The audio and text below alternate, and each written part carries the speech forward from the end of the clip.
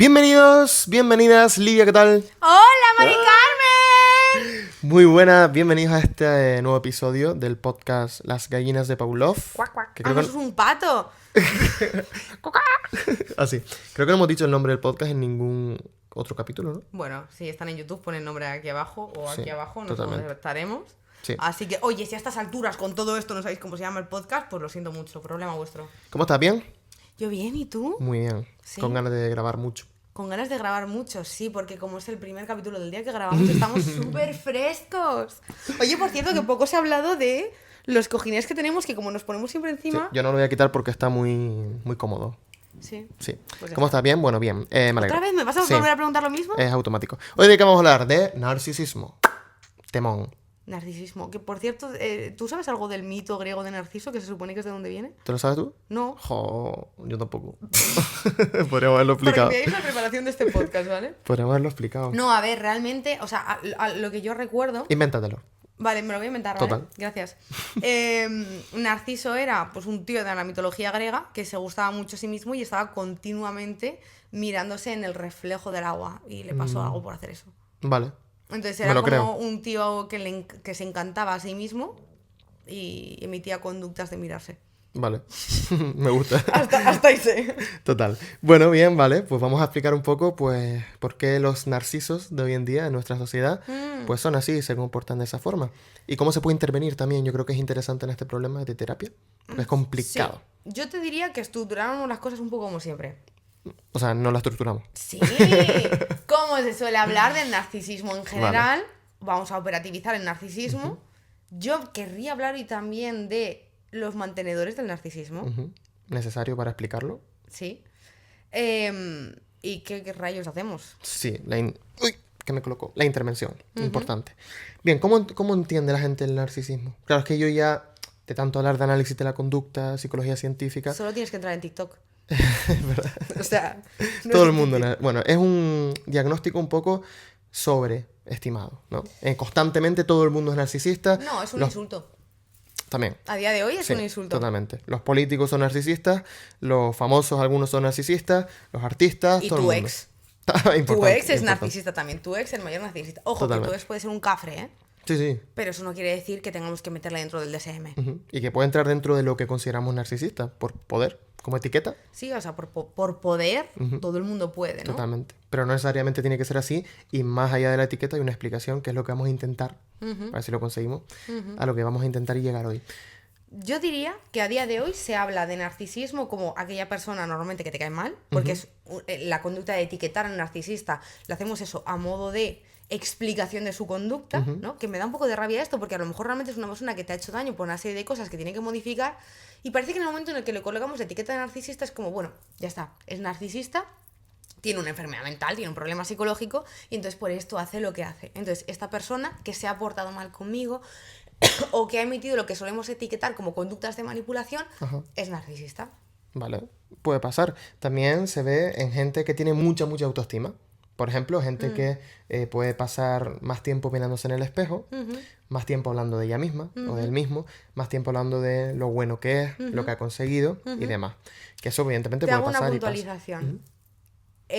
Aquí yo te diría que hay dos vertientes, ¿no? La persona que sí que podríamos etiquetar como más típicamente narcisista, que sería aquella que para hablar de sí mismo devalúa al otro. Ujú.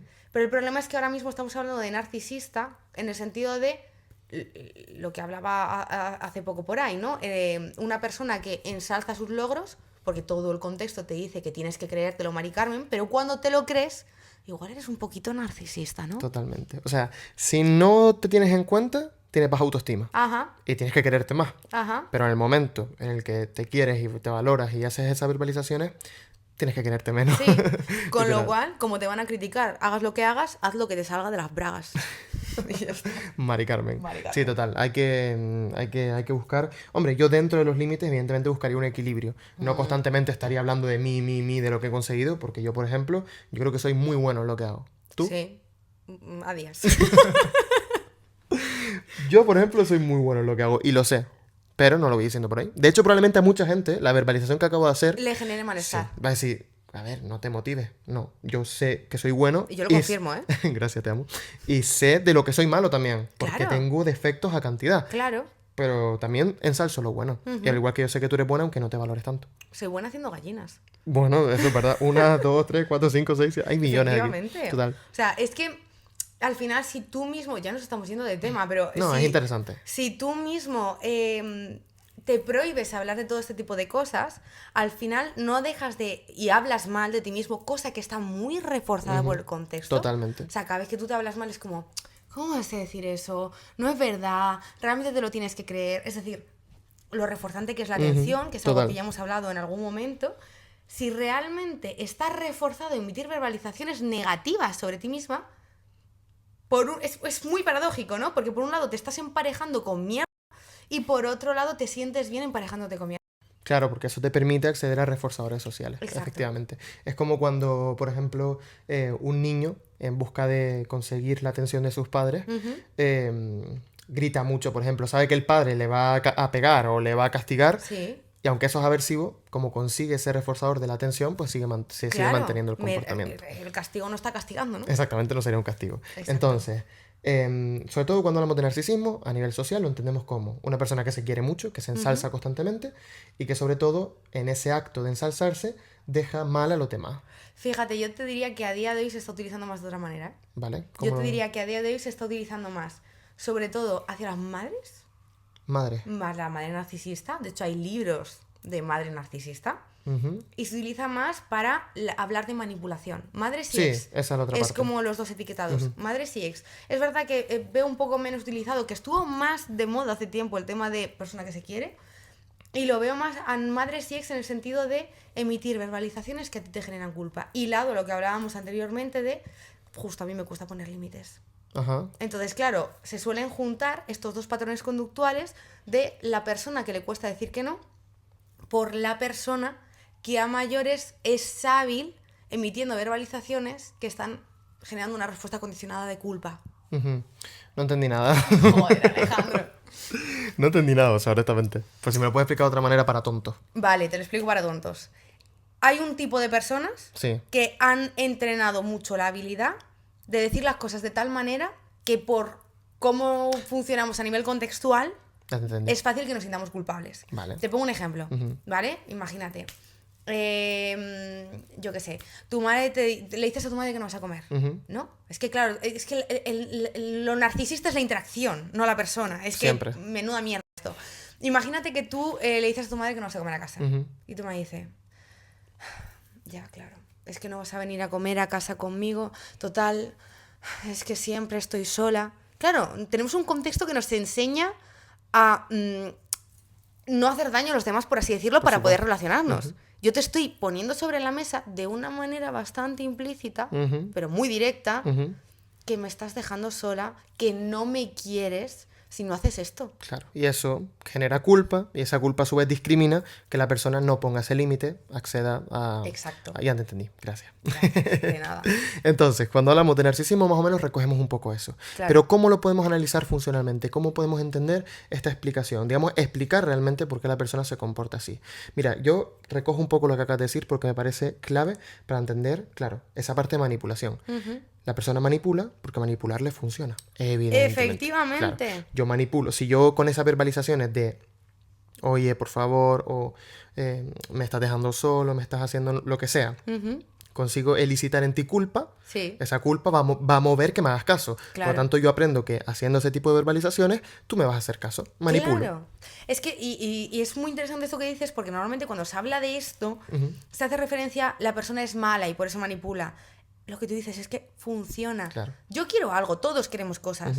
Entonces, yo he tenido una historia que a mí me ha enseñado, muchas veces por modelado, es decir, porque he podido observarlo en otras personas cercanas a mi entorno, que si yo hago esto, funciona. Es decir, no tengo otra herramienta para pedir las cosas. Yo te lo pido de esta forma y entonces tú me lo das. Y además es que aquí volvemos a lo mismo de siempre. Si tú me lo das, ¿por qué lo voy a dejar de hacer? Claro, totalmente.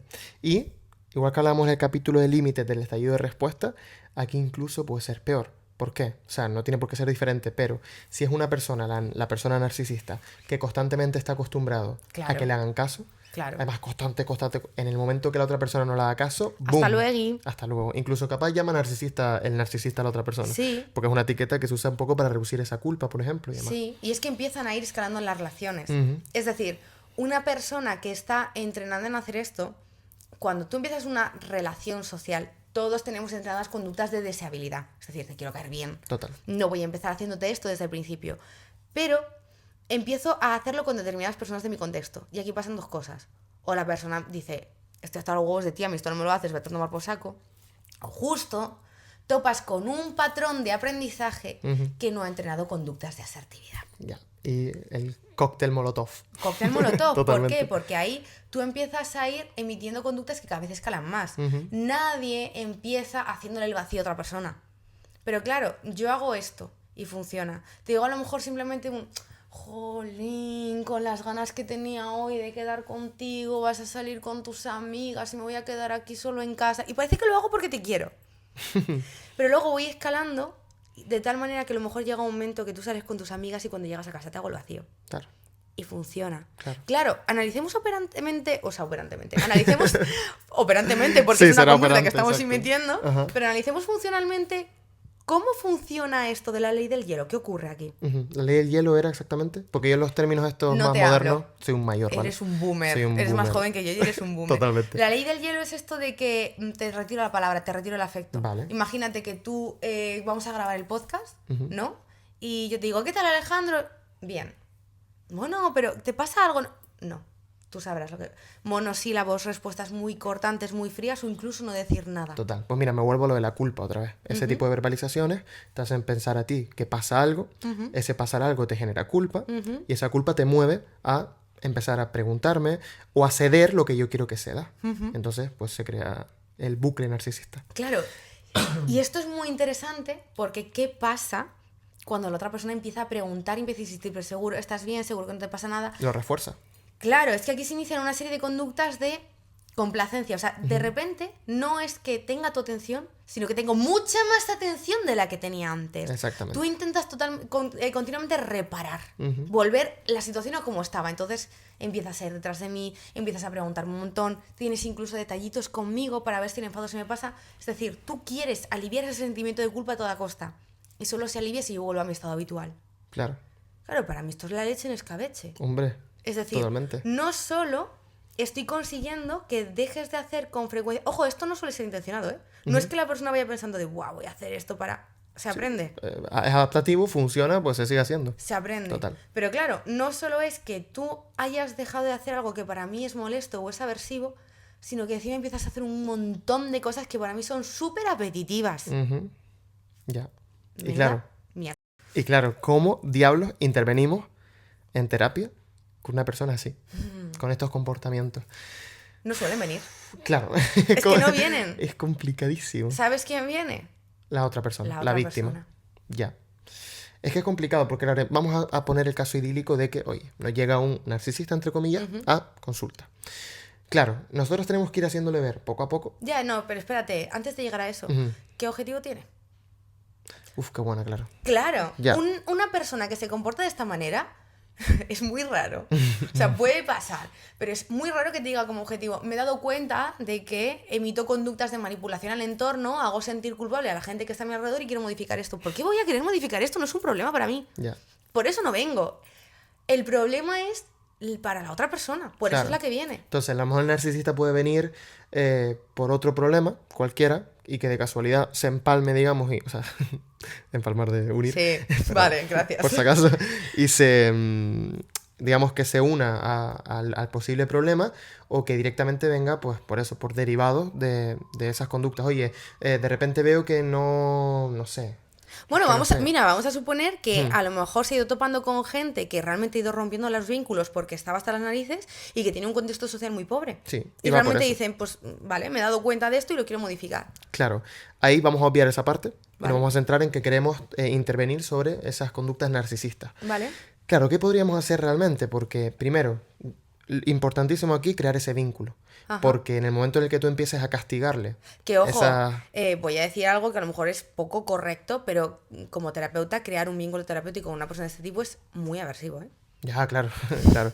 Tienes que hacerle un poco la pelota cuando diga que es buenísimo a lo mejor, y a ti eso no te apetece. Pero bueno, Normal. es un poco lo que nos pasa en algunos casos. No tengo que mantener ciertas conductas que son un problema con el fin de conseguir una relación de confianza y luego ya empiezo a modificar. Totalmente. Entonces, lo primero es el vínculo para, oye, en el momento en que empecemos a castigar que la persona se suba mucho, digamos, pues que no se nos vaya de consulta. Es decir, me tienes que ver a mí como una figura de apoyo en ese momento, como una figura importante, para que cuando yo empiece a decirte, bájate un poco, entre comillas, no es Ajá. así directamente, pues no te me vayas de consulta. Ajá. Y luego para mí lo importante es, a partir de ahí, poco a poco, ir moldeando, es decir, dándole forma poco a poco a lo que queremos buscar, que es que la persona actúe con normalidad dentro de esos parámetros. No significa que de repente la persona ya no se valore. No queremos el lado contrario tampoco, No, para los nada. términos medios, querida. Exacto, o sea, oye, tenemos una persona que sabe de manipulación, ¿vale?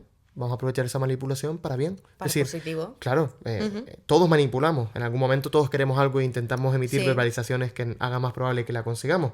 Pero vamos a hacerlo adecuado, no Claro. para conseguir cosas y que la otra persona sufra y demás. Se trata de ir moldeando poco a poco. Sí. Habrá que ver cada caso concreto, como Sí, siempre. pero fíjate, yo creo que aquí hay un punto importante que es entrenar a la persona en la culpa.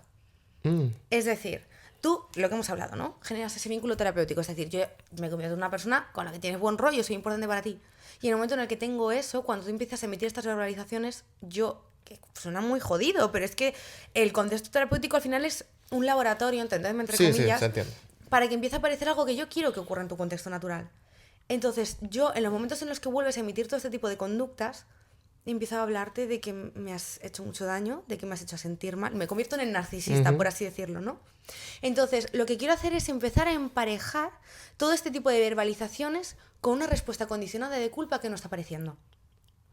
Claro, sí. Sí, o sea, lo que queremos es que la persona empiece a sentir culpa Cada vez una que vez que hace diga- eso. Exacto. Exactamente. Entonces, sí, como bien dices, lo que buscamos, la persona está en consulta y cada vez que emite esa serie de verbalizaciones, habrá que ver su historia, que es lo que puede generar culpabilidad, porque depende de cada cosa, pues buscar estímulos a los que asociarlo que puedan generar esa culpa, efectivamente, Eso para es. luego moverle a frenar un poco Claro, en esos momentos. de tal manera que tú al irlo entrenando en la interacción terapéutica, llega un momento que se generaliza también a otro tipo de contextos. Incluso lo puedes llevar ahí. Oye, y esto, fíjate, si a mí me está haciendo sentir así, ¿cómo crees que le está haciendo sentir a una persona de tu entorno? Totalmente. Una persona además como tu pareja, ¿no? Que se supone que es a la que quieres y no le estás haciendo mucho daño. Esto suena un poco truculento, Pero es necesario. pero es que es un entrenamiento que mucha gente ha tenido y otra gente no. Claro, sí. Nosotros, por ejemplo, yo ante ese tipo de verbalizaciones, o tú, sentiríamos culpa de Yo normal. sí.